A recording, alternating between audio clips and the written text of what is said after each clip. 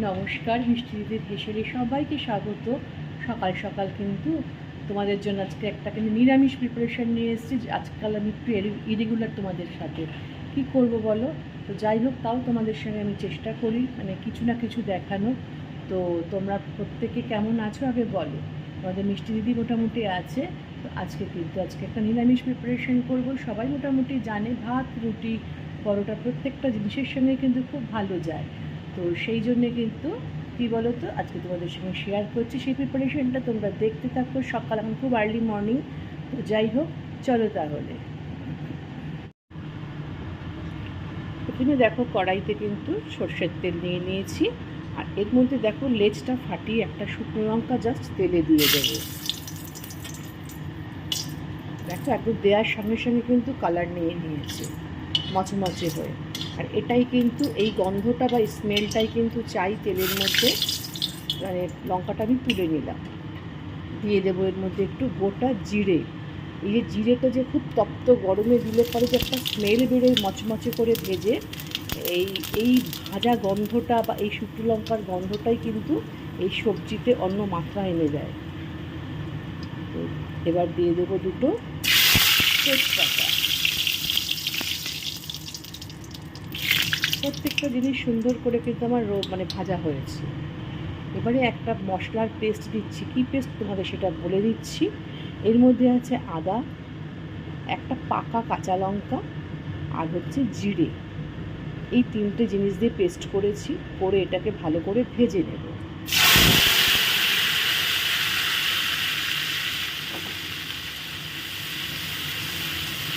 ঝালটা হচ্ছে যে যেরকম খাবে সে অনুপাতে ঝাল দেবে।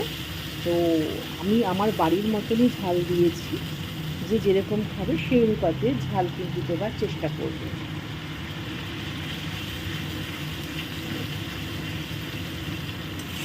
মশলাটা কিন্তু সুন্দরভাবে না কষানো হলে কখনও কিন্তু কোনো সবজি দেবে না, তাহলে কিন্তু একটা কাঁচা কাঁচা গন্ধ চলে আসে আদা আর জিরের সব কিছু।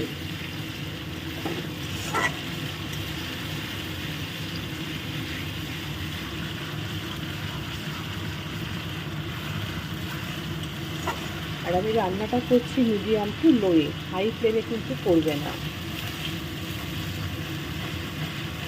মশলাটা আমার প্রায় হয়ে গেছে। এবার যে সবজিগুলো দিয়ে আমি রান্নাটা করব, দেখো এখানে আছে মিষ্টি কুমড়ো, আলু আর পটল।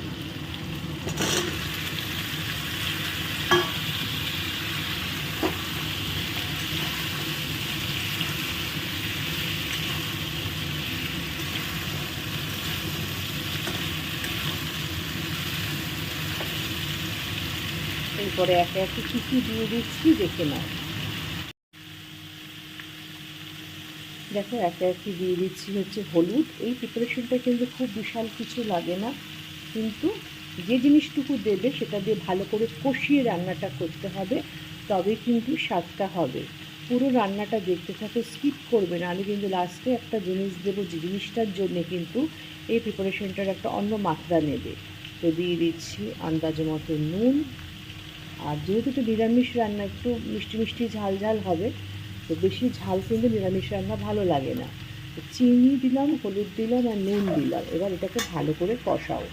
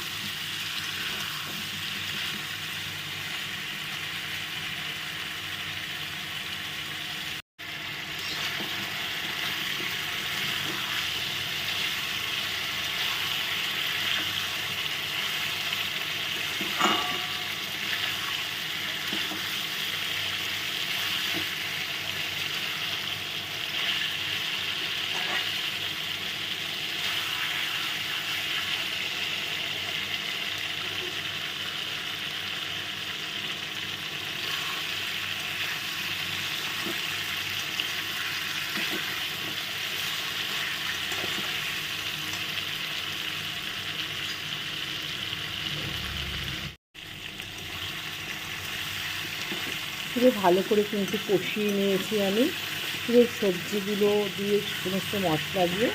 তো এবারে কী করবো, পরিমাণ মতো একটু জল দেবো যাতে তোমার পটল আলু এগুলো যাতে সেদ্ধ হয়। দিয়ে ফ্লেমটা একটু বাড়িয়ে দিচ্ছি।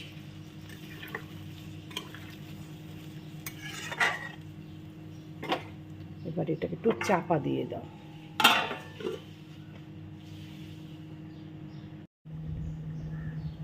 তোমরা দেখে নিশ্চয়ই বুঝতে পারছো যে এখন একদম আর্লি মর্নিং। তোমাদের দেখো আমার এখানে জানলা দিয়ে পুরো গ্রিনারি ভিউটা দেখা যায়। তো আমি তোমাদেরকে ওই জন্য মানে সকালবেলাটা দেখাচ্ছি। দেখো কি সুন্দর, পুরো সবুজ মাইল হয়ে রয়েছে, পুরো এখনও সূর্য দেবতাও ওঠেনি, কিন্তু আমার রান্না এদিকে প্রায় কমপ্লিটের পথে।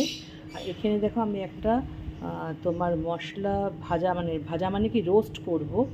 কী নিয়েছি দেখো, এলাচ, দারচিনি, ধনে আর জিরে, এই হচ্ছে আমার মশলাটা রোস্ট করে নেব। নিয়ে আধা ভাঙাভাবে গুঁড়ো করবে, পুরো মিহি গুঁড়ো করবে না। করে তারপর কি করছি তোমাদের দেখাচ্ছি।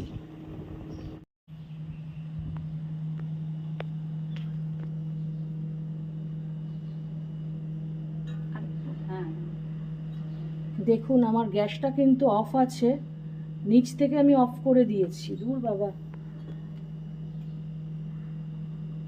নিচ থেকে অফ করে দিয়েছি, তা সত্ত্বেও আমার গ্যাসের এই নবটা হঠাৎ করে খুলে এসছে। কোথায় গেল? এই যে এই নবটা হঠাৎ করে খুলে এসছে। এবার আমি বন্ধ করতে পারছি না, কিন্তু আসল জায়গা থেকে বন্ধ করেছি সিলিন্ডারে, তা সত্ত্বেও কিন্তু আমার গ্যাস বন্ধ হচ্ছে না। এবার কি বলুন তো, এ তো কোম্পানির জিনিস।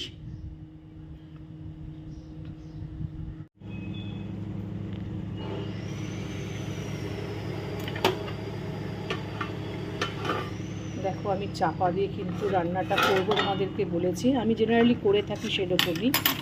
তো এবার দিয়ে দেবো একটু এর মধ্যে একটু নিরামিষ তরকারিতে কাজু কিশমিশ দিলে দেখবে খেতে ভালো লাগে। আজকে কাজু বাদাম দিচ্ছি না, কারণ গতকাল আমি পেঁপের তরকারিতে একটু কাজু বাদাম দিয়েছিলাম, তো দিচ্ছি একটু কিশমিশ।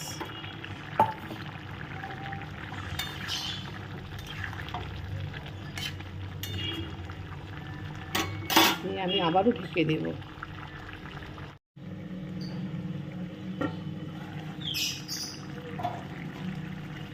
তোমাদের মাঝখানে একটু দেখাতে আমি ভুলে গেছি, আমি একটুখানি কী করেছি, আধখানা মতো টমেটো কেটে এর মধ্যে দিয়ে দিয়েছিলাম। আর এই প্রিপারেশনটা না পুরো একটু মাখো মাখো মতো হবে, জানো তো। পুরো লো ফ্লেমে কিন্তু আমি করছি, আর জিনিসটা আমার সব নরমও হয়ে গেছে। রান্নাটা প্রায় অলমোস্ট কিন্তু আমার শেষের পথে।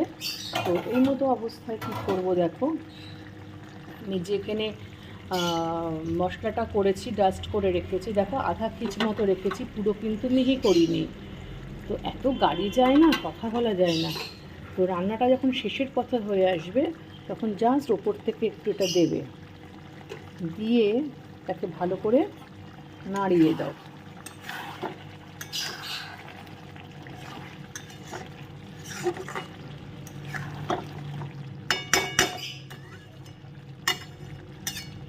দিয়ে আমি আবারও চাপা দিয়ে দেবো।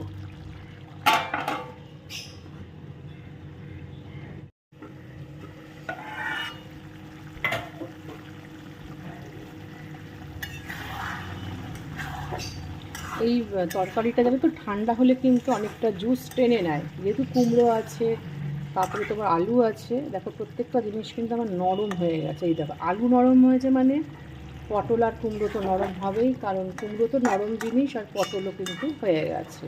তা মোটামুটি আমার কিন্তু অলমোস্ট ডান।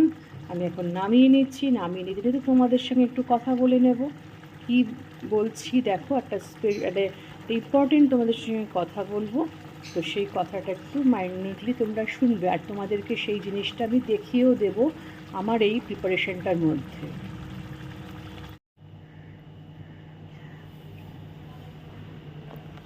দাঁড়াও, ভাতটা আবার হচ্ছে, ভাত বসিয়েছি, ভাত পড়ে যাচ্ছিলো, দাঁড়াও। তো দেখো আমার কিন্তু কমপ্লিট হয়ে গেছে, আমি নামিয়েও নিয়েছি। এবারে কি করবে, যে তোমার গুঁড়োটা যে করে রেখেছিলাম, এই গুঁড়োটা ওপর থেকে একটু জাস্ট ছিটিয়ে দেবো। রান্নার সময় তো একটু দিয়েছি যাতে ভেতরে জুসের মধ্যে গন্ধটা যায়, আর ওপর থেকে ভাজা মশলাটা কিন্তু দিয়ে দিচ্ছি। এই ভাজা মশলার কিন্তু একটা আলাদা ফ্লেভার আছে বা সুন্দর গন্ধ আছে, যেটার জন্য কিন্তু খেতে খুব ভালো লাগে। আর দিয়ে দেবো একটা শুকনো লঙ্কা, তোমাদের দেখিয়েছিলাম যে ভেজে রেখেছি, এটা জাস্ট ওপরে গার্নিশিংয়ের জন্য একটু রাখলাম। আর তোমাদের আরেকটা কথা আমি যেটা বললাম যে একটা ভয়াবহ দুর্ঘটনা থেকে আমি আজকে কিন্তু বেঁচে গেছি জানো। তোমাদের সঙ্গে তো এটা রান্না করছিলাম, রান্না করতে করতে কিন্তু দুর্ঘটনাটা ঘটেছে। এটা তোমাদের জন্যও খুব জানা জরুরি। কারণ হচ্ছে আমি রিসেন্ট 9 ফেব্রুয়ারি নতুন একটা 3 বার্নারের ভালো গ্যাস আমি লাগিয়েছিলাম।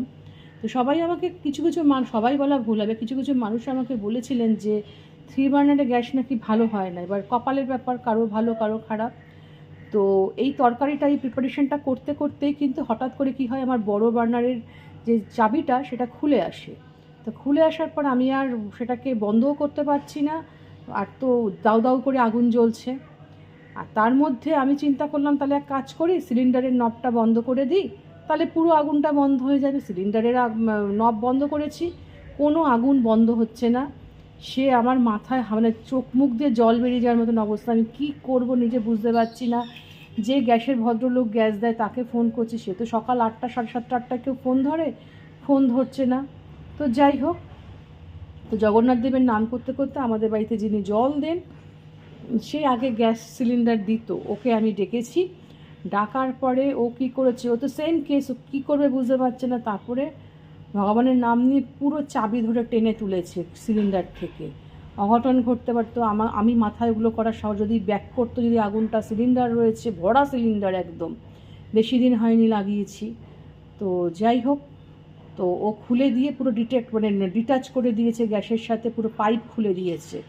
তারপর সেই গ্যাস তো আমি সরিয়ে দিয়েছি, গ্যাস সরিয়েছি, ওই গ্যাস সিলিন্ডারই আমি লাগাইনি। ও তারপর গ্যাস সিলিন্ডার খোলার পর ও দেখছে ওয়াশারে প্রবলেম আছে। তো ওয়াশার প্রবলেম তো সেটা আমাদের প্রবলেম না, এটা হচ্ছে কোম্পানির প্রবলেম, ইন্ডেন গ্যাস আমার। তো যাই হোক, সেটা নিয়ে বলতে হবে আমাকে। এটা তোমাদেরকে এই জন্যই বলার কারণ, প্রত্যেক মহিলারাই বাড়িতে কম বেশি, বাচ্চা বড় বয়স্ক প্রত্যেকেই রান্নাঘরে যেতে হয়, ছেলেরাও যায়। তো এই জন্য এটা বলছি। তো সবসময় ওয়াশারটা দেখে নাও সিলিন্ডারের। আমরা বুঝি না, আমিও বুঝি না, এখনও বুঝি না। আমি পরে দেখব, মাথাটা এখনও আমার ঠান্ডা হয়নি।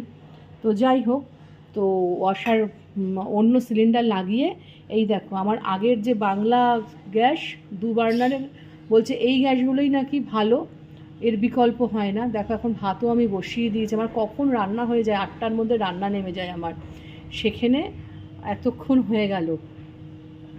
একমাত্র এই মেসেজটা দেওয়ার কারণ যাতে তোমরাও জানতে পারো, কারণ মানে বিপদ তো সবার ঘরে কখন আসবে কেউ বলতে পারে না, সেই জন্য তোমাদেরকে জানালাম। তো তোমরা বি অ্যাওয়ার এইসব ব্যাপারে একটু। আমি তো আজকে থেকে আরও কশাস হলাম, দেখে নেব। তো আমার আর একটা বান্ধবীও আমাকে বলেছে, এটা আমি জানতাম না, তোমরাও জেনে রাখো। গ্যাস সিলিন্ডারের মাথায় দেখবে 3টে পায়ের মতো আছে, পায়ের মধ্যে নাকি লেখা থাকে কোন ইয়ারের গ্যাস।